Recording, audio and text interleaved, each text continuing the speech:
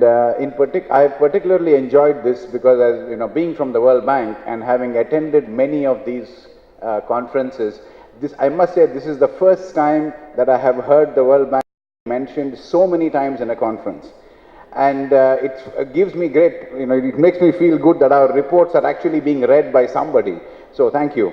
And I'm glad that it's helpful to you.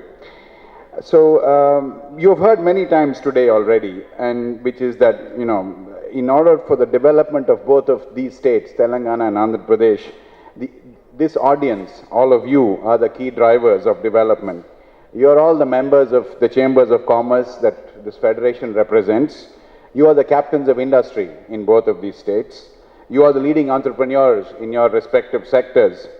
And you are the ones that need to basically create the economic opportunities that will not only make you personally wealthier, hopefully it will do that, but will also provide the hope and inspiration to the people of both of these states. And that's what speakers in the last 1.5 days have repeatedly emphasized. And both of these states have their fair share of economic challenges and social challenges, but they also have a shared history of dynamism and vibrancy, and we saw some of that in the speeches just in the earlier session. But looking ahead, it's only you who are the business leaders of these states, and of course with the support of the policymakers, as was promised to you in the previous session, that can basically fuel the transformation of both of these states into positions of national and global leadership that both of these states are aspiring to.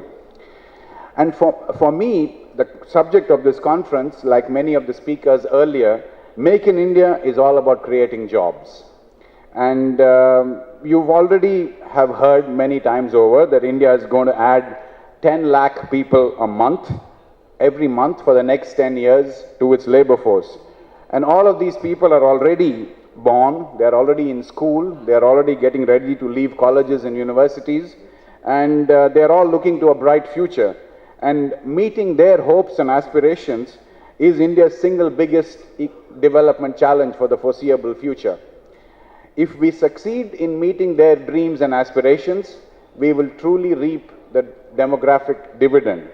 If we fail them, if we don't meet their hopes and aspirations, we will definitely have a demographic disaster on our hands.